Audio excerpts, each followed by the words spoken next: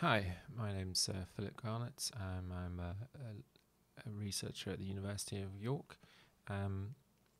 This is a quick podcast on, well, essentially a follow-up to the crypto wars. I did a podcast on this a couple of years ago, but I was asked to do a talk at Oxford University at an event called Crypto Wars 2.0, and the title of my talk was This Time It's Not Different, and it's essentially a sort of comparative between what's happening now and what's essentially happened in the 1990s.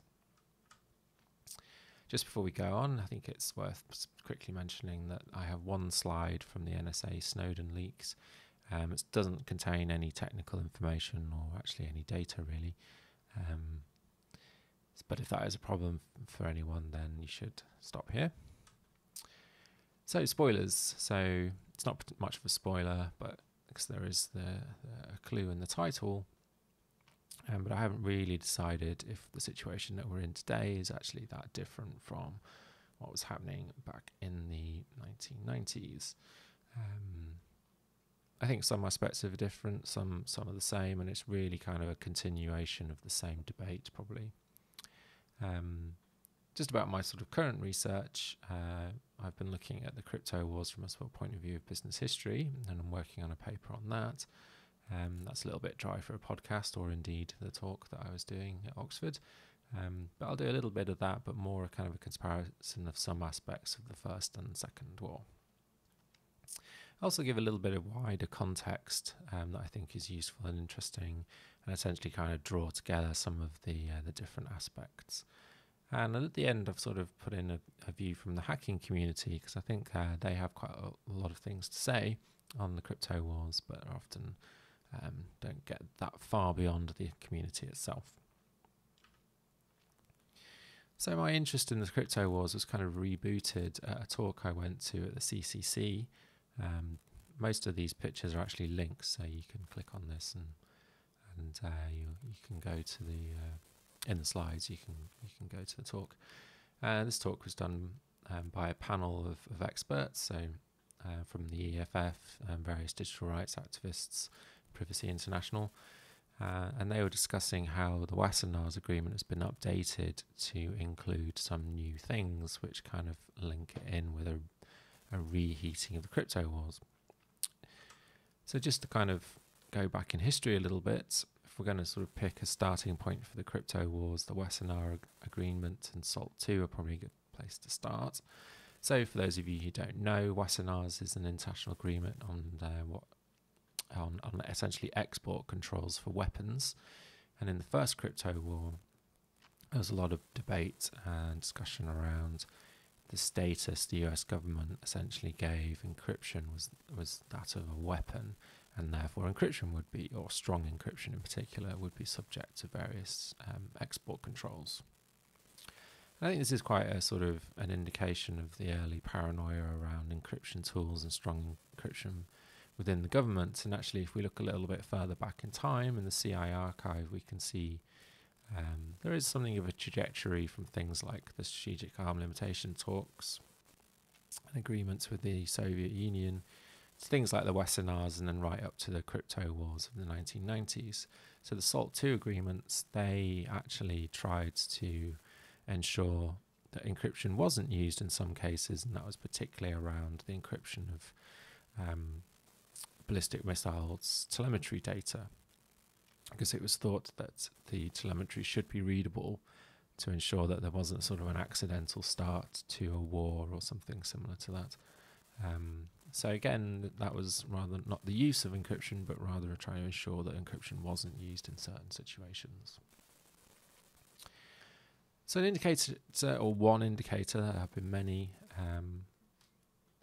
that the sort of crypto wars were reheating a couple of years ago, I think 2013, was a modification to the Wassenaar agreement to include some aspects of InfoSec. Strictly speaking, this shouldn't be pluralized, but I don't think that matters. So what did they put in, and why was it interesting? So encryption is still part of the Wassenaar's, but what they've added in actually was sort of InfoSec tools, and they were tools for sort of investigating network traffic and things like that, essentially, but also some data analytics. So network communication surveillance systems or equipment that specifically design components, therefore having all of the following. So analysis of the application layer, extraction of selected metadata and application content. This is from network traffic, remember, and indexing of extracted data. So it's essentially tools designed to lift this information out of network traffic. But they did actually have this proviso here that excluded some applications designed for certain uses. So if it was designed for marketing, quality of service or quality of experience, that wouldn't be subject to these controls. But if you're specifically designed for the execution of searches on the basis of hard selectors, then that is not allowed, or the mapping of a relational network of individuals or a group of people. There's a technical note here about what a hard selector is, which is data or set of data related to an individual, either name, family name, whatever.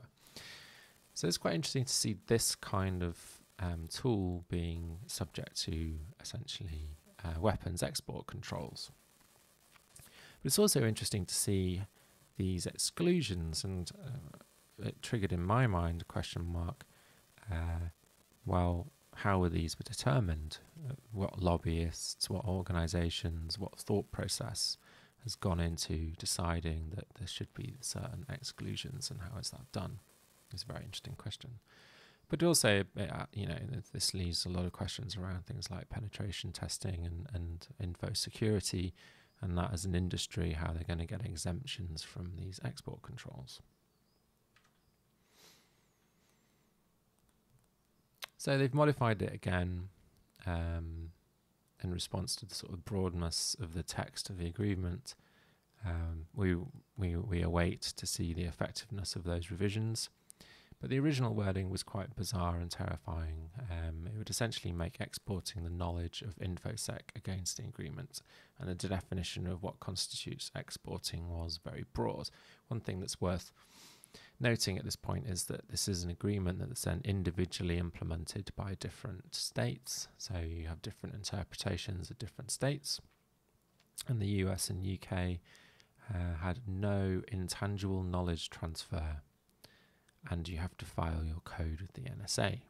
So your source code has to go to the NSA, and intangible knowledge transfer essentially makes it a thought crime. So if it cannot exit a border in your head or someone else's head, unless you have an export license, which obviously how they're going to implement that and how practical that is, well, remains to be seen.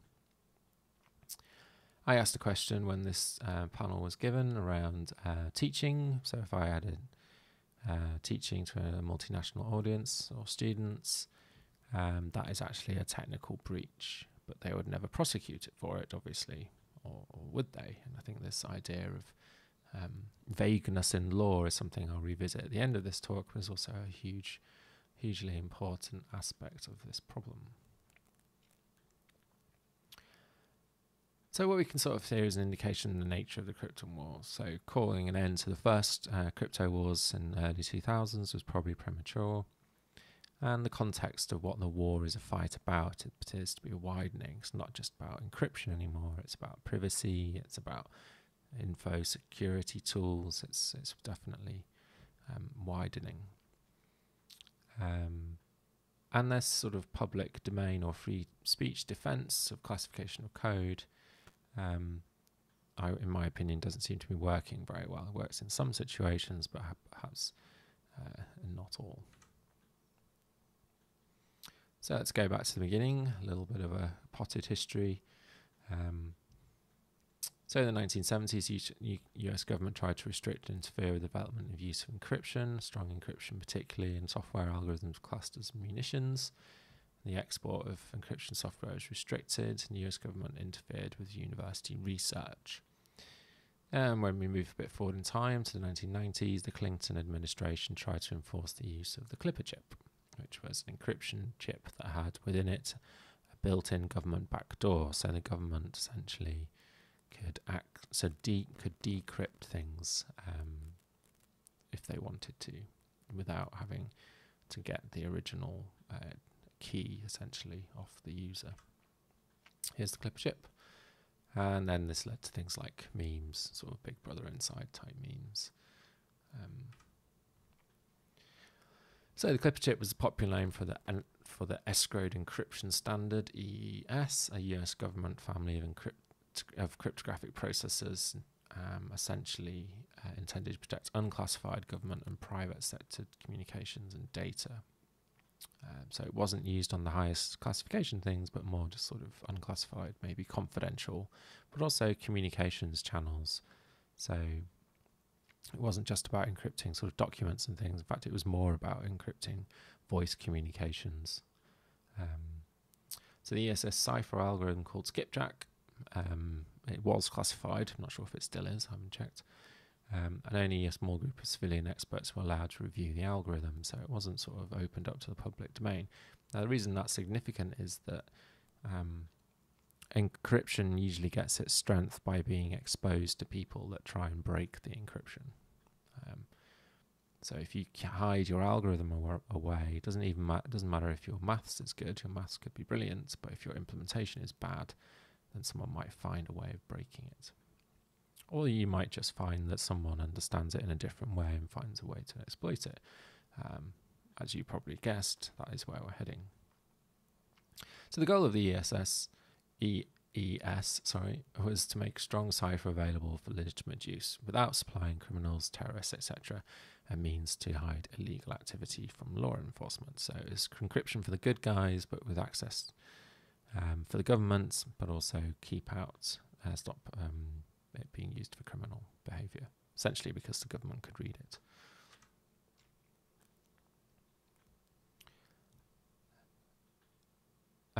So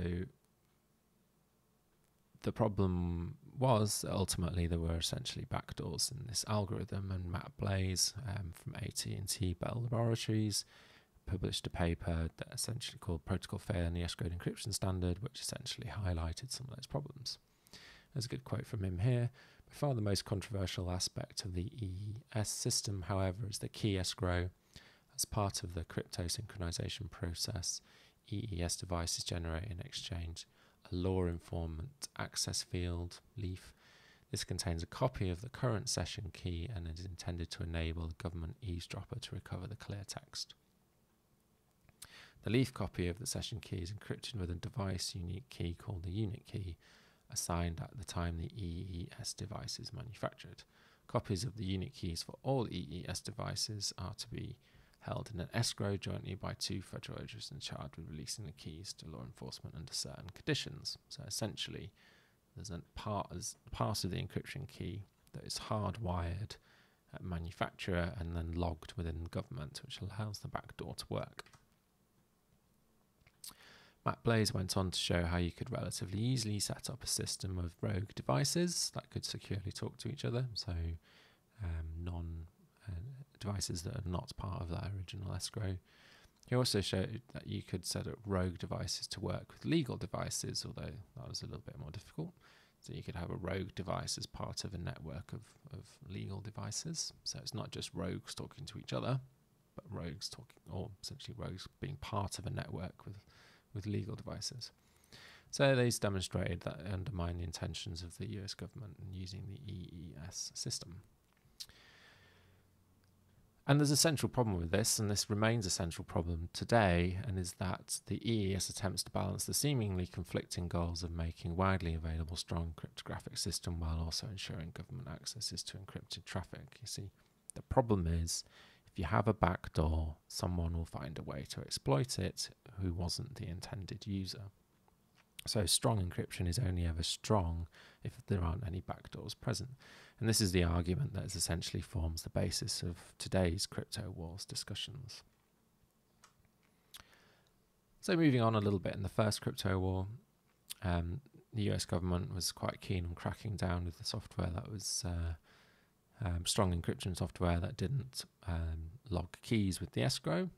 So they tried to prosecute Phil Zimmerman, developer of PGP. Pretty good privacy. a free mass market encryption product for emails and files.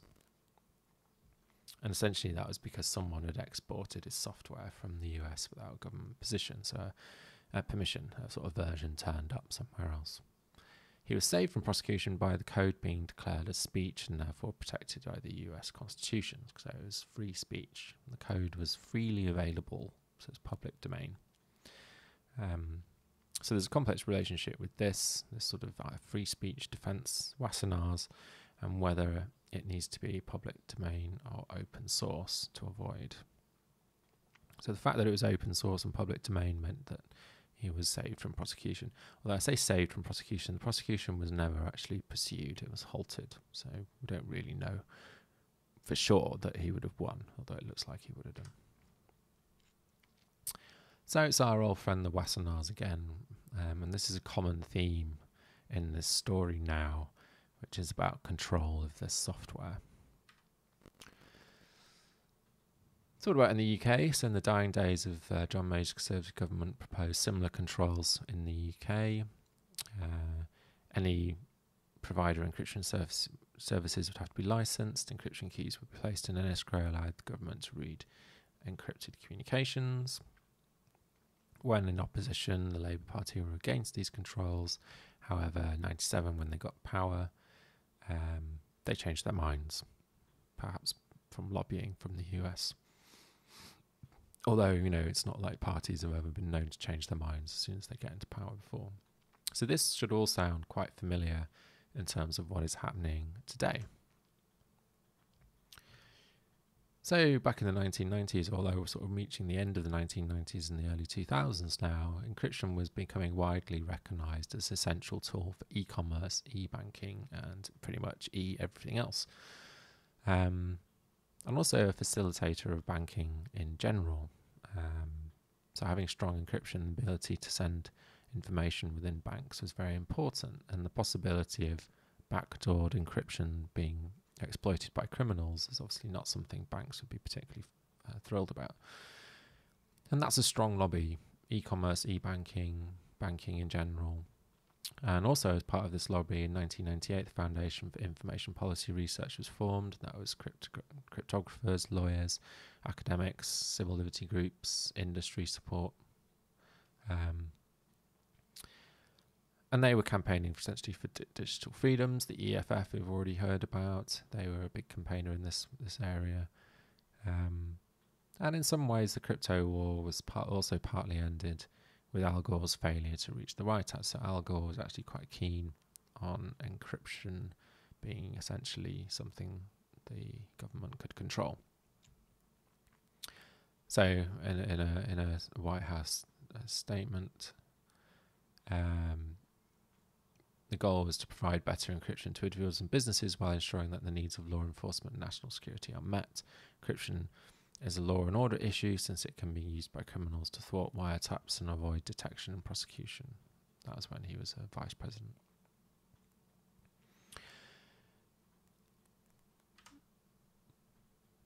So by the 1990s, the Blair government essentially conceded that these controls would be counterproductive. Essentially, the EU has sort of basically changed its mind, and therefore other countries, including the UK, were quite likely to follow. MI5 and GCHQ remain nervous about this, so in the May 2000 Electronic Communications Act, the Home Office left in a vestigial power to create a registration regime for encryption. So they sort of kept it in there just in case they needed to enforce it. And it has subject to a 5-year sunset clause. So on 25th of May 2005, the clock ran out. So that power disappeared from the law books, essentially. And that sort of brought the first encryption war to an end, or did it? It's a good question. So the whole issue started to sort of get rebooted in the sort of second decade, so 2010 onwards, really, maybe slightly before, of the 21st century. So weakening encryption or backdooring encryption is back on the agenda. So this was David Cameron when he was the UK Prime Minister.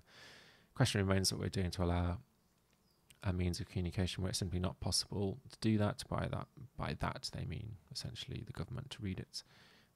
My answer to that question is no, we must not. Current Prime Minister, perhaps not for very long, we'll see. And ex-Home Secretary Theresa May is not a fan of encryption, but she is a big fan of mass data retention and surveillance. So she was a sort of chief architect as Home Secretary and was also quite keen on these. And now she's Prime Minister on things like data retention and Vested Powers Act, Vested Powers Bill, which is replacement.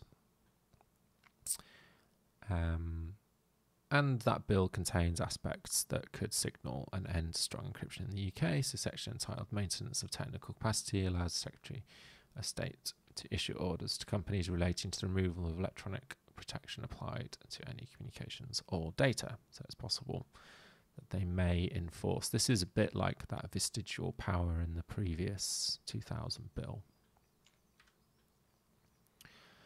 So is it different now?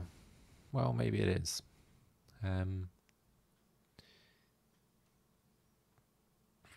But in some ways it's not the same, because although it does look like the government is moving towards a regime where there'll be some kind of backdoor in encryption systems that allow the government to decrypt information, we're not seeing any sign of things like a Clipper chip version 2. So what is arguably different and what is interesting from a business point of view is that the pressure is being applied to companies for them to introduce backdoors and produce the data on demand.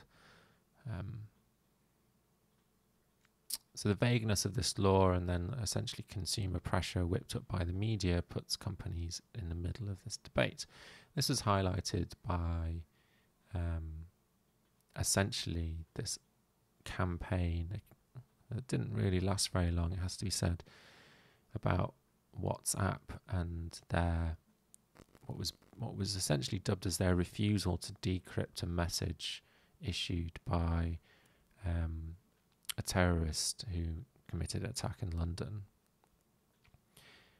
At the point that WhatsApp probably couldn't decrypt that message even if they wanted to wasn't really brought up. But what the point of this debate is, and it was similar around the Apple and the FBI case, is it shows that the government is leaning on companies to provide a solution to decrypting messaging rather than essentially building a Clipper chip or something similar to that. So it remains to be seen how this goes. But I think what's important to sort of realise here is that regardless of what side of the debate you're on, perhaps this shouldn't be a kind of something that's determined between companies and government talking to each other. It should be something that's out in the public and not a sort of behind closed doors agreement between platform providers and the government. So one of the things, the sort of narrative that's coming through quite strongly now is that Crypto Wars 1 and 2, it was a battle and not the war. In fact, all this sort of war and battles for framing is probably not really that helpful. But anyway.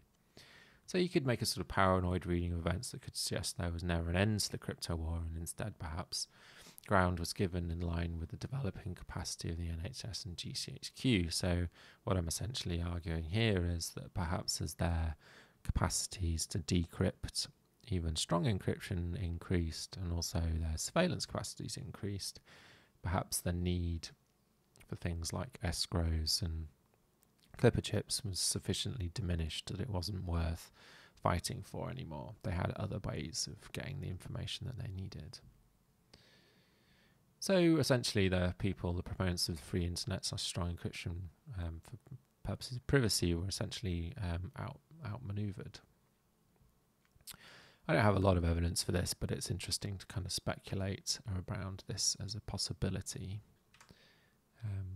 But the NHS has hacked 1024-bit SSL, and there's this, don't have enough time to go into this here, but information pieced together from the Snowden leaks and then demonstrated by Alex Alderman and Nadia Eninger And some co-authors goes through this in quite some detail, and what they were able to show is essentially that there are implementation flaws in these encryption standards that allow them to be broken.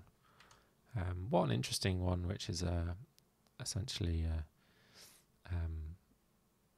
a throwback to the Wassenaars, is that you can downgrade the encryption used by modern browsers to a broken export grade version of the encryption algorithm. And this problem was, at the time that this talk was given, present in all browsers. So you could force browsers to downgrade to essentially broken version of encryption. And that was legacy export controls causing problems again. What they also found is that the way that SSL is set up and OpenSSH, they could pre-compute part of the encryption key that would allow them to decrypt 66% of VPN servers and 26% of SSH servers. So this is a little bit technical, but just by the way the encryption works, you can pre-compute part of the prime number, and then that pre-computed part is actually recycled across a lot of the internet. And then you only have to compute the other half, essentially, and you can decrypt that message. So that's out of reach for most people with a computer, an ordinary computer, but not out of reach of something like the NSA. So this info was a few years out of date, but it suggests that their capacity was greater than we perhaps thought in the sort of mid-noughties to 2010s. One thing that's now become very clear is that you could have said, well, they have an obligation to contribute to a fix to the security hole. So the NSA should have said, oh, we've figured out a way where a lot of encryption can be broken, and we have a moral obligation to tell everyone so that their information is secure. But obviously they didn't, because they like the capacity it gives them in terms of intercept. But we've seen with WannaCry, the ransomware virus, that often can have very damaging effects on society. So the NSA knew about WannaCry. They knew about the security hole that it exploited. They did nothing about it because it gives them an advantage. But then once that was leaked onto the internet, we then saw this ransomware attack, which was hugely damaging.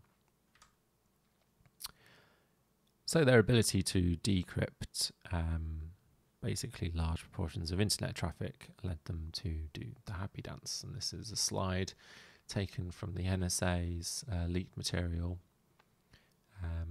And it is interesting because it is kind of funny, but also it just shows the level of hubris within the organization, that they essentially they never thought that these slides would ever get into the public domain. So that's the kind of sort of history of it. But what I want to spend a little bit of time doing now is looking at kind of what the hackers say about the crypto wars and their reflections as a community. So this is based on a single community, but I think it sort of represents at least some part of the hacking community, what they feel the crypto wars are about. And I think what comes across quite strongly, particularly from my own experience, is it's not really about encryption at all. So there's quite a famous talk by two essentially, well, we'll call them hackers for want of a better word. Talk was called "We Lost the War," and it's by Frank Rieger and Rob. I'm not even going to try. He's Dutch. He's a Dutch sort of entrepreneur. He set up one of the first ISPs, I think. And they put the sort of crypto wars into the context of global affairs and hacking culture in general. And they did this talk at the 22nd CCC in 2005. And it was essentially looking back at the realization that they had lost the crypto war. So we feel that somehow we need to mention the fact that we actually lost the war. We lost the war for privacy. We lost the war for free internet. Maybe we lost the war against the surveillance industry, at least for now. We won a few battles. We prevented the Clipper chip. We managed to keep Germany at least as an island of privacy in Europe, but that's about it. So it's a little bit about encryption, but it's actually about a lot of other things as well. And in that same talk, they went on to talk about a lot of things that essentially became pressures. So they predicted certain types of pressures that they thought society would face. And it's quite interesting that they lumped these in with this sort of debate around encryption. So we will have huge immigration pressure into Europe. Also, what we see is energy crisis. Peak oil is there. We can talk about if it's maybe 5 or 10 years, but the end of fossil energy is there, which means that society will need to develop alternatives very fast. If that doesn't happen, then the disruptions will be very severe. And then go on to say what we see today under the banner of fighting terrorism is nothing more than preparation for an even darker future in the minds of the people who govern us. This future doesn't need to be as dark, but that is what they prefer for, and that is what they in part are aiming for. So they essentially equate the sort of the fight over encryption as a wider fight between the sort of public and governments over control, essentially control of the population, and that's how they frame this debate. They revisited this 10 years later in 2005, 10 years after losing the war. And they did sort of reflect on a few things they got right and a few things they perhaps didn't quite call that well. And as sort of significant protagonists in the sort of hacking community in this debate, they were criticised for calling it a war. Because it isn't a contained event. It's not a sort of single discrete event in history. And the protections of documenting freedom it provides should be more of a constant struggle, not something that you can sort of win or lose. In some ways, the current state of the democratic values in a nation should reflect a sort of an agreement between the government and its people, so it should be relatively fluid. Obviously, it can go quite badly in the wrong direction, well, depending on your opinion. But they also make the point that it's much harder to get things back once you've lost them, and I think that's true. So once you hand over powers to governments, it's much harder to get them to give them up in the future, even if you live in a much safer future time. And they were criticised for being a bit gloomy, and you can probably see why that criticism was levied against them, but perhaps the pessimism was justified. So they revisited their talk 10 years later, and once again the narrative is no means centred around encryption. Upholding freedom, upholding democracy is a perpetual fight. There is no winning, there is no losing, it's a continuous struggle. We argue and continue to argue that there are so many things that are easier to prevent than to undo. The introduction of ubiquitous general surveillance is one of those things that grows power structures that are incredibly hard to get rid of. So they make this point that once we hand over something like the Investigatory Powers Act, repealing it in the future will be very difficult, particularly as, to be quite honest, future generations won't have existed in a time where it wasn't the case that there was an Investigatory Powers Act, and unless they see open and obvious sort of overt negatives, they may not be willing to vote against it. So it would be a sort of the government would have to repeal it on their own, which is unlikely. And then they go on. We lost the war when 9/11 happened. It was the war for taking a dire route to a positive utopia. Utopia that is not from the dystopian novels and computer games, but we lost the war for a positive world outcome. If we look back 10 years later, very few people would disrupt this finding. When we look quickly back, and the predictions we made were mostly right, the economy tanked 3 years later because of the brittle system of banking nearly collapsed, and was just by a hair's breadth was rescued by means that really nobody understands. If you look at what has happened to democracy in the Western societies, it is hard to argue that democracy has made large progress. In the country, what we see is that many countries' democracy is on the way out. So essentially, they look back at their predictions, and it is true that they did sort of call a few things correctly, but you can see that the dominant narrative here is that they feel like they've lost a future, a sort of positive future of free expression, freedom of speech, decentralized power systems that the internet essentially embodied. They're losing that future, and that's where the link with encryption does also exist. And it's kind of a bit hard to argue against this kind of rowing back from democratic freedoms. Whether or not you agree with them is kind of irrelevant, but the sort of the laws being made in response to essentially the war on terror do erode our democratic freedoms and our sort of individual privacies. Now, you may think that that's a price worth paying for security, but it's hard to deny it's not actually happening. And I think it's also worth mentioning this, because this is quite a significant point in the sort of an inflection point in the minds of the hacking community. So the then director of the CIA stood up, I think this was 2005 or 6, not sure. It was just prior to the Snowden leaks, so maybe it was a little bit longer ago. He said the allegations that NSS had millions or hundreds of millions of dossiers on people is absolutely false. But of course, this was proved to be true, and they used this kind of sleight of hand in a way in the language that they used, because they said that it didn't count as being under surveillance until the data was analysed, essentially. So just having the data on people wasn't the same as then actually analysing any of that data, which is kind of a meaningless distinction in a way. The dossier exists, it's not relevant until someone looks at it. It doesn't really make sense. So where are we going, I think, is a question, and where do people worry that we're going? And I think the idea of a kind of a digital authoritarianism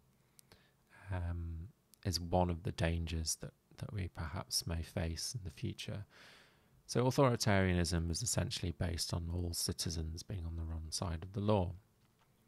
And if you sort of buy into this narrative that the crypto wars aren't about encryption but they're about control, then this is something that potentially becomes a problem. So the first rule of authoritarianism is put all citizens on the wrong side of the law. So you set up a system of draconian and vaguely written laws that would, if necessary, could be used, or one of them could be used to prosecute someone or lean on someone. And if we look at the UK case, you could make some argument for that. So we've got the Digital Economy Bill, which is essentially introduces quite draconian sentencing for things like piracy, theft of intellectual property, but also allows for a degree of censorship of the internet. Got the IP bill that we've talked about, and those are proposed revisions to the Espionage Act that would essentially make the publication of leaked material a criminal offence, which would massively curtail the ability of journalists to deal with leaked material and whistleblowers. And then we have things like the Wassenaars, which is kind of vaguely written in such a way that if they wanted, perhaps they could prosecute people for exporting thoughts in their head. I mean, that's a very extreme example. But it sort of feeds into this idea that if they need to get you for something, then they'll find something in the sort of box of treasures. They'll find something to prosecute you with. And that's a sort of very dark future that we should try and avoid. So there's the happy dance to cheer you up. And like I said, a lot of the pictures are links, so you can just go straight to the relevant talk, and I encourage you to do so. But also here's some references for some of the other things, including those the talks by the hackers.